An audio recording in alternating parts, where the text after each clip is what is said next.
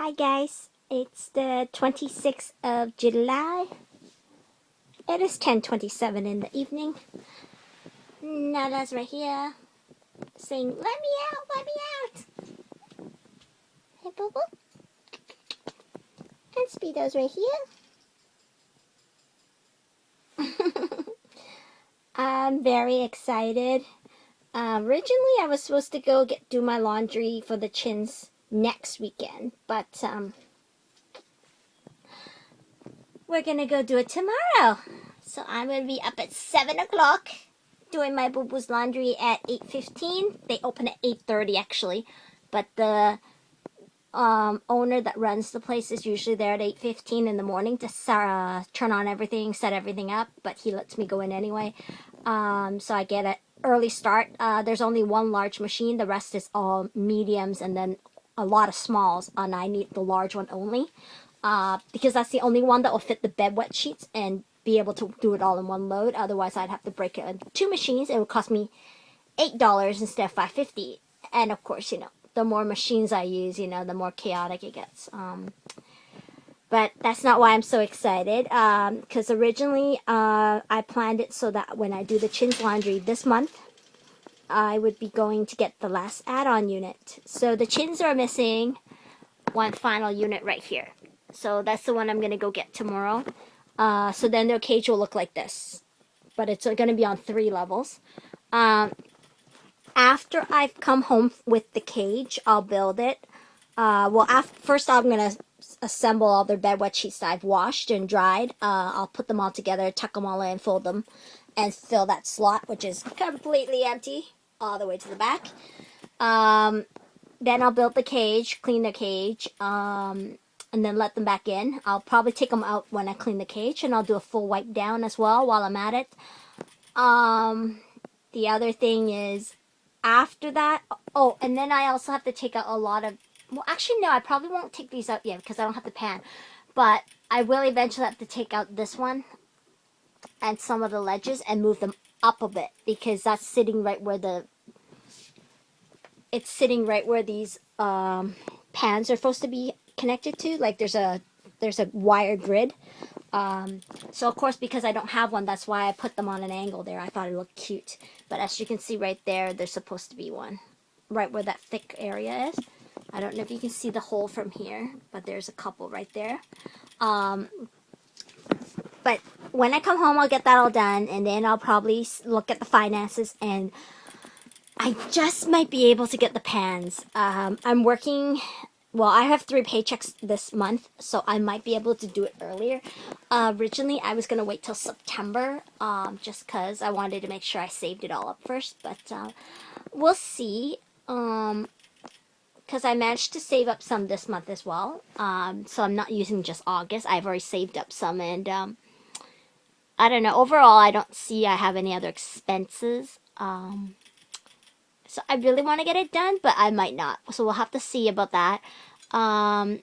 Of course, if I get that, there's the problem with the fleece. I'm not going to have enough for once a month.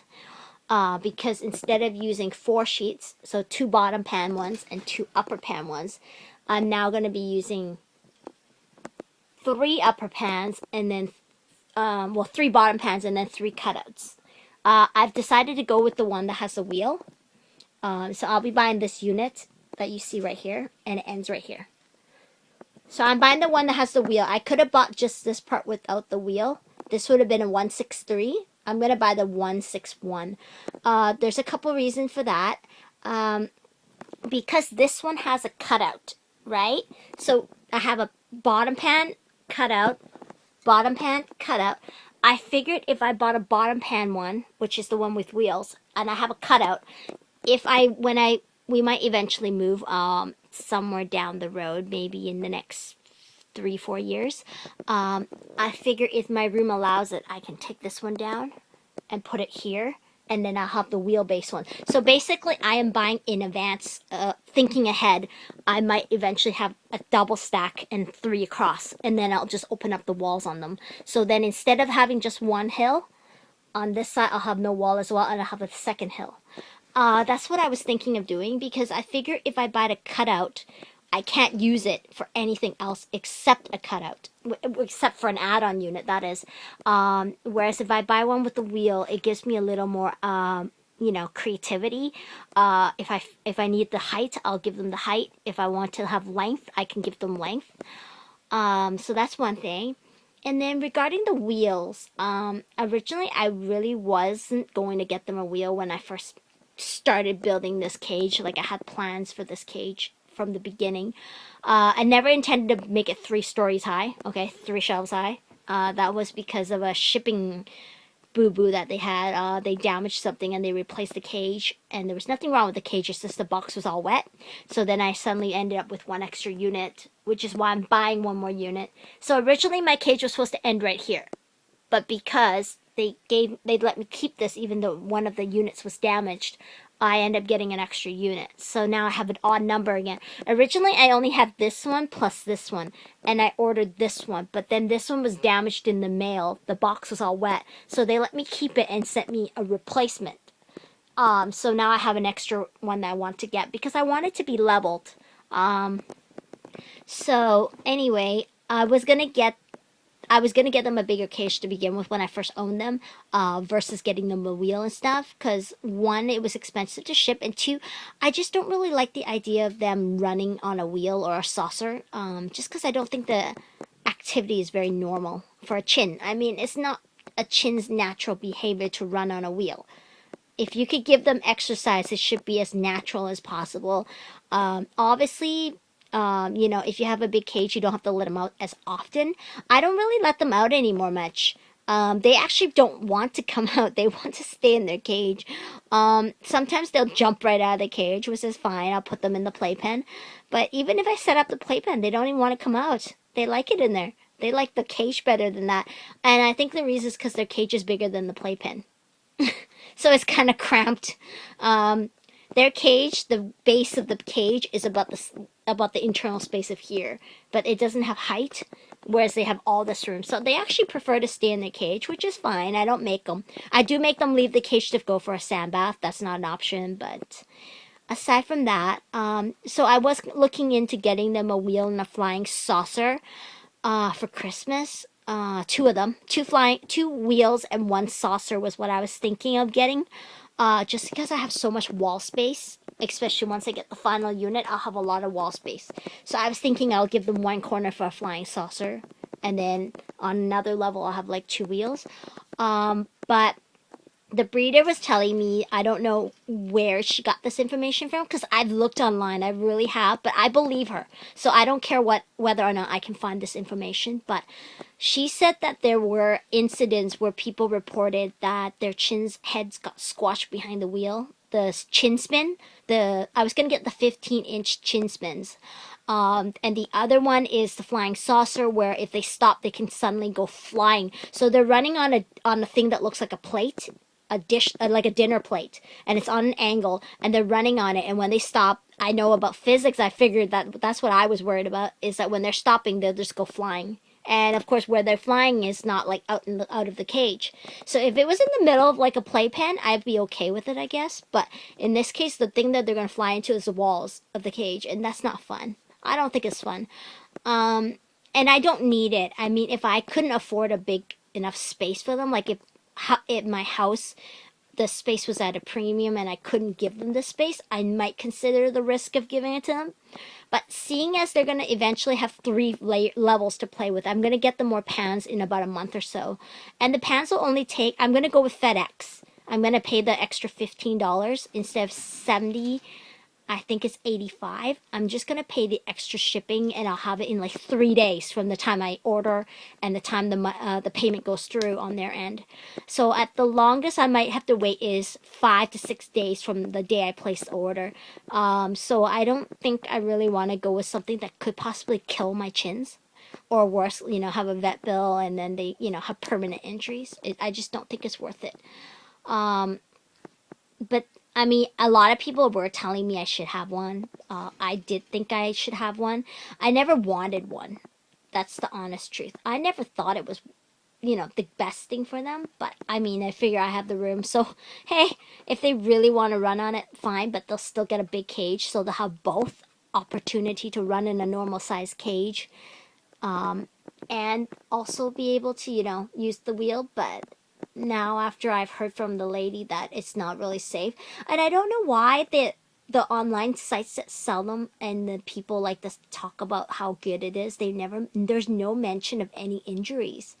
Not sure where the breeder got it from, the information, but it totally lines up with what I believe and what I understand about physics. So I'm not gonna get it for them. I mean, I know there are shelters out there that insist that they won't even let you adopt one until you have a wheel or a flying saucer. Like, you have to buy one. You have to.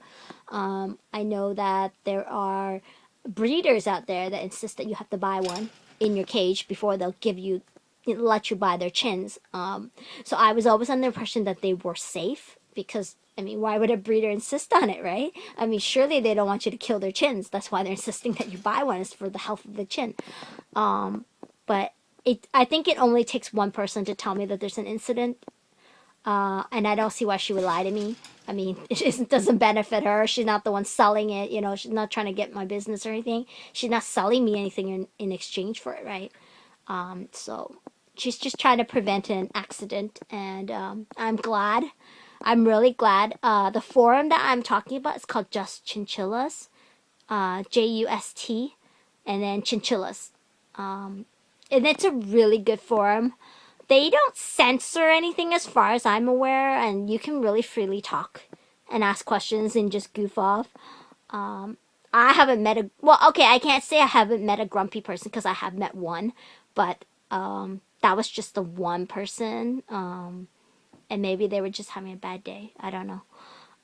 But overall, everyone's really nice, and you can really ask a lot of dumb questions. Like, you know, you might think they're dumb, and they're really helpful with helping you find food for your chinchillas.